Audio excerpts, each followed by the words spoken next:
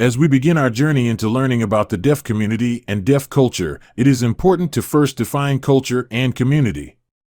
Are they the same thing or are they different? When we define culture, there are several possible definitions. However, most definitions carry the same key components. I'll define culture as a system of shared beliefs, values, behaviors, and artifacts that members use to cope with the world and influence how they interact with one another. For example, culture informs us what to wear, how to greet, our concepts of marriage, and more.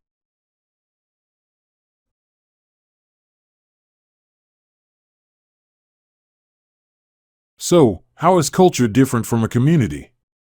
A community can be seen as a group of people who share a similar goal or common interests.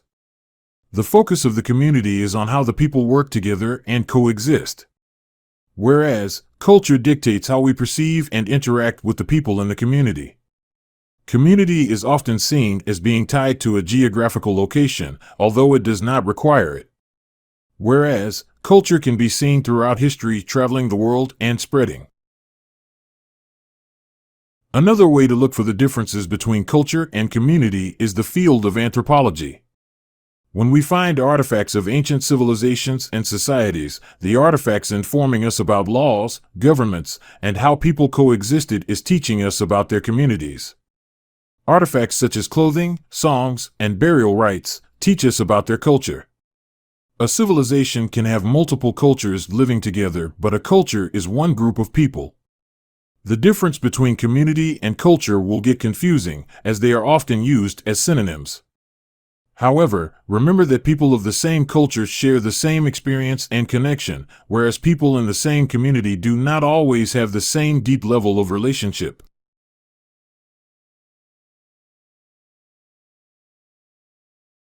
There are three important parts of culture we need to keep in mind. Culture is something we are taught. We are not born with culture. Secondly, culture must be passed down through generations by using language, therefore language and culture go hand in hand. Finally, cultures were created by people. There is no one culture that is or can be labeled as better or supreme. In conclusion, we all live in communities. We have our local communities, our counties, our states, and the country, a multi-layered community run by government officials, all operating under the same goal found in the founding documents for this country.